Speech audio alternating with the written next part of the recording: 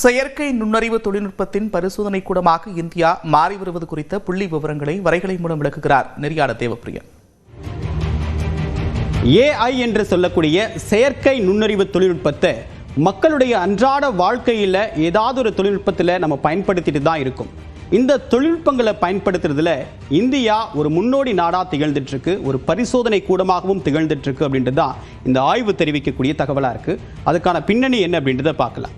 அதாவது உலக அளவில் இந்த டெக்னாலஜியை பயன்படுத்துறதுல இந்தியாவுடைய பங்களிப்பு என்ன அப்படின்றது அந்த டேட்டா சொல்லக்கூடிய விவரமாக இருக்குது. வாட்ஸ்அப்பை பொறுத்த வரைக்கும் இந்தியாவில் 850 மில்லியன் பேர் பயன்படுத்துகிறோம், அதாவது உலக அளவில் 32 விழுக்காட்டினர். யூடியூப்பை பொறுத்த வரைக்கும் 745 மில்லியன் பேர் பயன்படுத்துகிறோம், உலக அளவில் 26 விழுக்காட்டினர். கூகுள் மேப் அப்படின்னு பார்க்கும்போது 545 மில்லியன், உலக அளவில் 26 விழுக்காட்டினர். இதே மாதிரி மற்ற ஆப்களை யார் எவ்வளோ பயன்படுத்துகிறாங்க அப்படின்னு பார்க்கும்போது இன்ஸ்டாகிராமனுடைய யூசர்ஸ் 850 மில்லியன், உலக அளவில் 32 விழுக்காட்டினர்.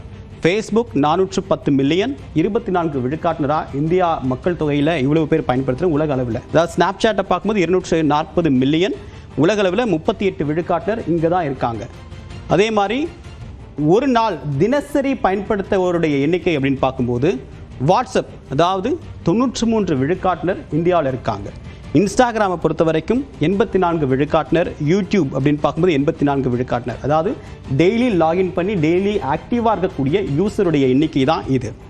அதே மாதிரி ஸ்னாப்சாட்டை பொறுத்த வரைக்கும் 66 விழுக்காடு, ஃபேஸ்புக்கை பொறுத்த வரைக்கும் 65, சாட் ஜிபிடியை பொறுத்த வரைக்கும் 45. இப்போ இந்த மாதிரியான டெக்னாலஜியில் எல்லா இடத்துலையுமே ஏஐ ஏதாவது ஒரு வகையில் ஒரு டெக்னாலஜியை இதை இன்ஃபியூஸ் பண்ணியிருக்காங்க. ஸோ இதை பயன்படுத்துறதுக்கும் இதை பரிசோதிக்கிறதுக்கும் இந்தியா ஒரு மிக முக்கியமான தளமாக இந்த நிறுவனங்கள் பயன்படுத்துது. அதே மாதிரி கூகுள் மேப்பை பொறுத்த வரைக்கும் 24 விழுக்காடு, பெர்ப்ளெக்சிட்டியை பொறுத்த வரைக்கும் 19 விழுக்காடு, க்ரோக்கை பொறுத்த வரைக்கும் 18 விழுக்காடு அப்படின்றது தான் இந்த தரவு சொல்லக்கூடிய டேட்டாவாக இருக்குது. டீப்சீக்கை பொறுத்த வரைக்கும் 14 விழுக்காடு, ஜெமினியை பொறுத்த வரைக்கும் 13 விழுக்காடு.